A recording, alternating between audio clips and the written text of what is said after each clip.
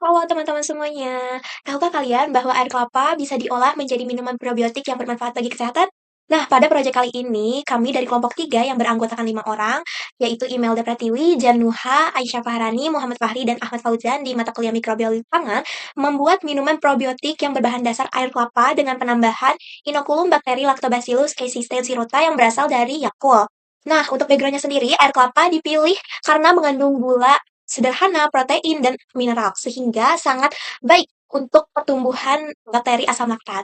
Oleh karena itu, air kelapa ini tuh sangat berpotensi untuk dikembangkan menjadi minuman probiotik yang sehat. Tujuan dari praktikum ini untuk mengetahui pengaruh konsentrasi sukrosa dan lama fermentasi terhadap sifat fisik, kimia, dan organoleptik pada minuman probiotik di air kelapa muda. Bahan yang digunakan untuk praktikum kali ini yaitu air kelapa muda, starter bakteri Lactobacillus casei stenosa strain dari Yakult, dan juga sukrosa atau gula pasir.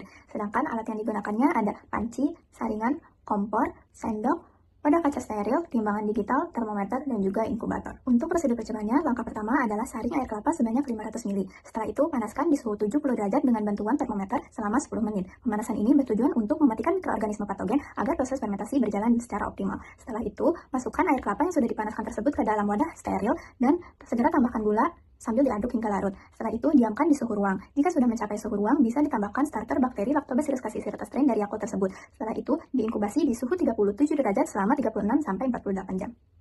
Setelah diinkubasi selama 48 jam, kami mengamati perubahan karakteristik baik secara fisik maupun kimia selama proses fermentasi. Kami melakukan pengecekan 3 parameter yaitu pH, padatan gula terlarut, dan total asam tertitrasi. Nilai pH mengalami penurunan dari 5,45 menjadi 4,49. Penurunan pH ini terjadi karena bakteri Lactobacillus casei stenosa memanfaatkan gula yang terdapat dalam air kelapa dan sukrosa sebagai sumber energi. Melalui proses fermentasi, gula tersebut diubah menjadi asam laktat sebagai produk utama metabolisme bakteri. Akumulasi asam laktat menyebabkan konsentrasi ion hidrogen atau H+ meningkat sehingga nilai pH minimum menjadi lebih rendah dan kondisi menjadi lebih asam. Penurunan pH merupakan salah satu indikator bahwa proses fermentasi berlangsung dengan baik. Hal ini menunjukkan bahwa bakteri Lactobacillus casei berhasil tumbuh dan melakukan fermentasi, sehingga proses fermentasi minuman probiotik air kelapa ini dapat dikatakan berhasil. Nah, dari segi rasa, produk berubah dari yang awalnya berasa manis karena adanya penambahan gula di awal menjadi sedikit asam dengan aroma asam yang sangat-sangat menyengat. Kemudian warna larutan pun berubah menjadi lebih keruh akibat adanya aktivitas bakteri selama fermentasi. Nah, untuk mengetahui jumlah asam yang terbentuk selama fermentasi, dilakukan pengujian total asam tertitrasi atau TAT menggunakan larutan baku sekunder yaitu natrium hidroksida atau NaOH dengan konsentrasi 0,1 normal. Dan untuk indikatornya itu digunakan indikator bromocresol green, yang dimana indikator ini tuh bekerja pada trial pH sekitar 3,8 sampai 5,4. Nah, minuman probiotik kelapa kami ini memiliki pH sekitar 4,49 setelah dilakukan inkubasi selama 48 jam, dan ketika ditambahkan indikator bromocresol green ini, dia berubah warnanya menjadi transisi hijau. Nah, ketika dititrasi dengan NaOH, pH-nya akan meningkat sehingga nantinya warna titik akhir berubah dari hijau kekuningan menjadi biru yang stabil. Nah, warna biru stabil ini menandakan bahwa titik akhir dari titrasi itu telah tercapai dan sebagian besar asam yang terdapat dalam sampel itu telah dinetralkan oleh NaOH. Nah, volume NaOH yang digunakan selama titrasi menunjukkan jumlah asam yang terkandung dalam produk. Jadi, semakin banyak NaOH yang dibutuhkan, maka semakin tinggi pula kadar asam yang terbentuk. Kemudian, selain itu juga dilakukan pengukuran derajat Brix menggunakan refraktometer, dan hasil akhir menunjukkan nilai sekitar 5,5 derajat Brix yang menandakan adanya kandungan gula terlarut di dalam produk.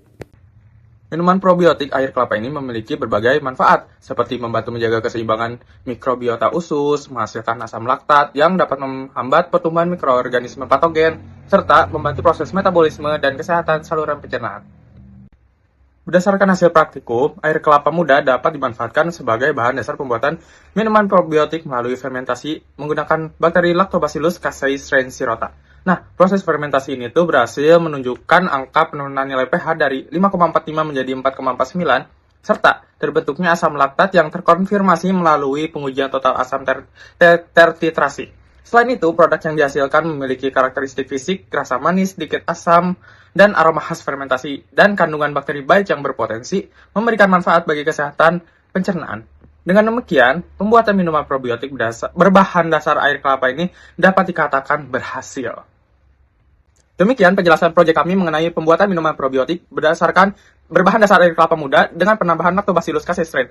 Melalui proyek ini, pemahaman kami mengenai proses fermentasi serta pengaruhnya terhadap karakter fisik dan kimia produk semakin meningkat. Semoga inovasi sederhana ini dapat membantu alternatif minuman fungsional yang sehat, bernilai gizi, dan bermanfaat bagi masyarakat. Sekian dari kelompok kami. Wassalamualaikum warahmatullahi wabarakatuh.